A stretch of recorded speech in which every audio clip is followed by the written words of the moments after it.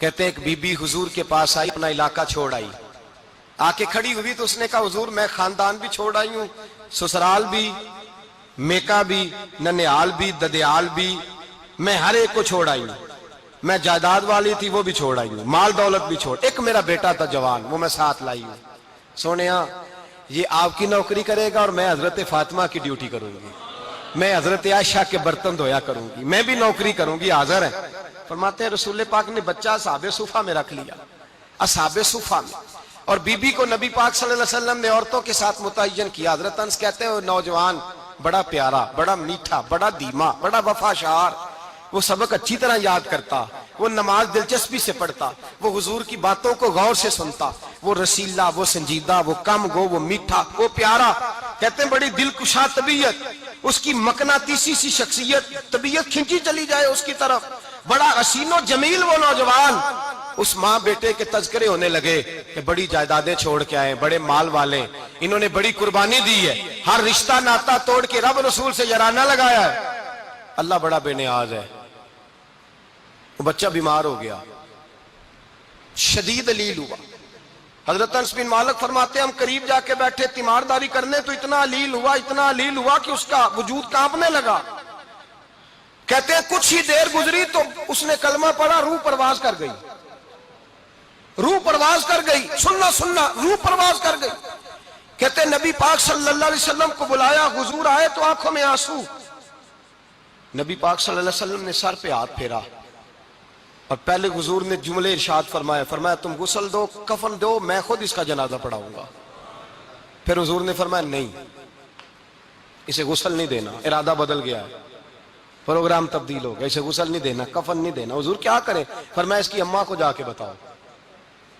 یہ نہیں فرمایا بلا کے لاؤ، اماں کو جا کے بتاؤ۔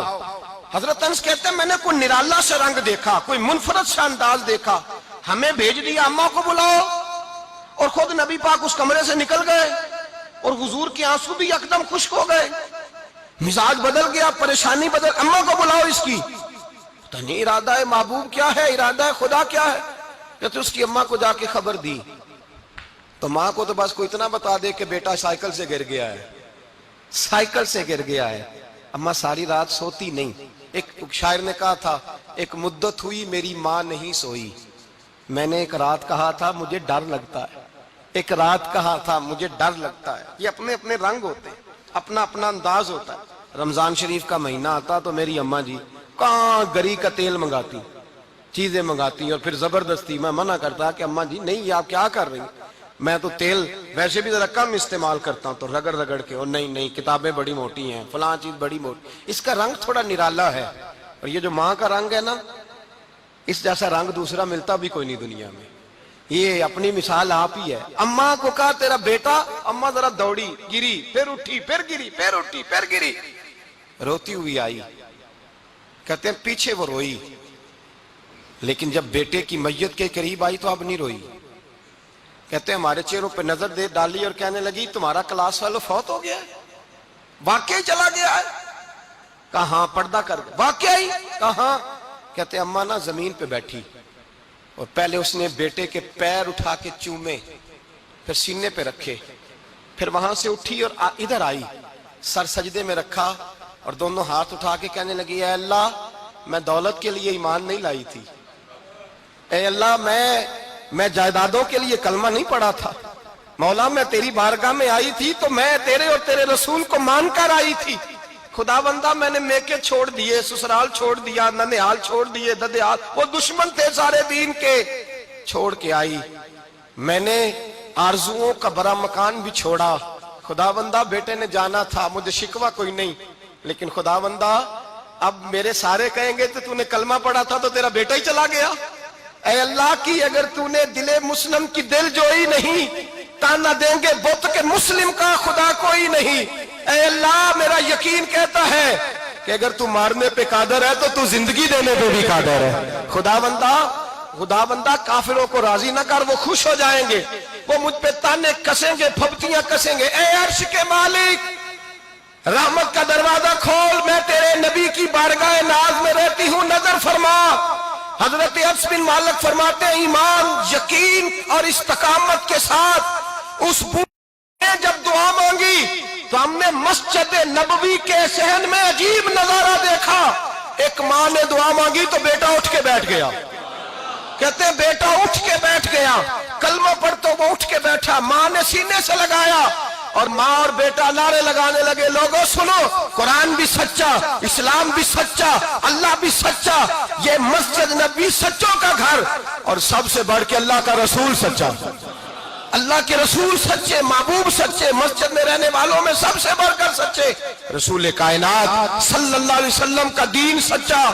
فرماتے ہیں رسول پاک کو خبر دی تو محبوب نے مسکرا کے فرمایا میرے رب کی طاقتیں بڑی زیادہ ہیں. ان اللہ علی کل شیء قدیر, اللہ کی طاقت بڑی ہے. ایمان تھا, یقین, استقامت. بچہ اٹھ کے بیٹھ گیا.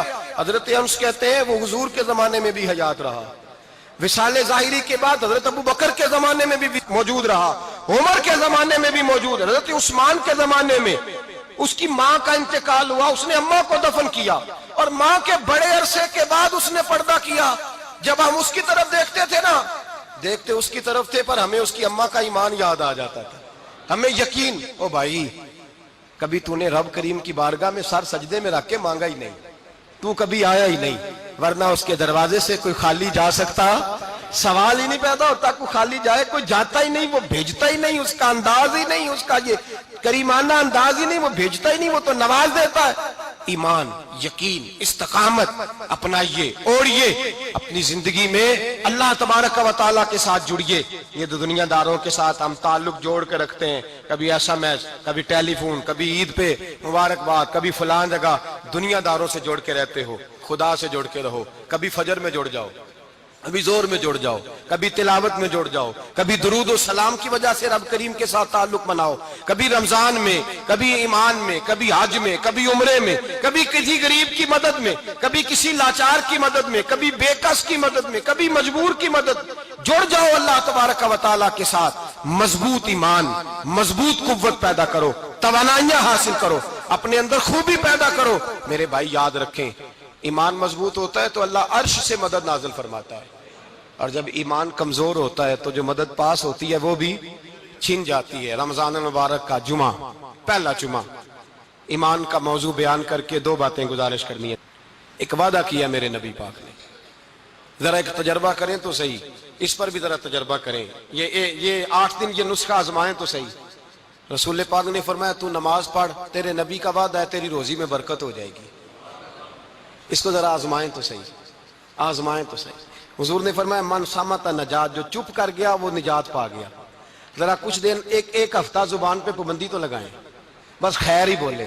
ذرا ایک ہفتہ اگلے جمعے تک ذرا دیکھیں تو صحیح, واقعی چپ کرنے سے سکون ملتا ہے. دیکھیں تو صحیح بھلا حضور کا یہ نسخہ آزمائیں تو صحیح. ایمان اور بھلا خاموش رہنے سے سکون ملتا ہے, طبیعت کو ڈھارس ہوتی ہے, اچھا سوچنے سے انسان کو سکون ملتا ہے. ہر آدمی کے بارے میں ایک ہفتہ ذرا اچھا سوچ کے تو دیکھیں, یہ تجربہ ذرا آزمائیں بھلا کیا ہوتا ہے. میرے بھائی, اپنی زندگی میں رسول پاک صلی اللہ علیہ وسلم کی کہی ہوئی باتوں پہ عمل کریں, ایمان اور یقین کی دولت اپنائیں, پھر دیکھیں اللہ تبارک و تعالیٰ کتنا فضل کرتا ہے.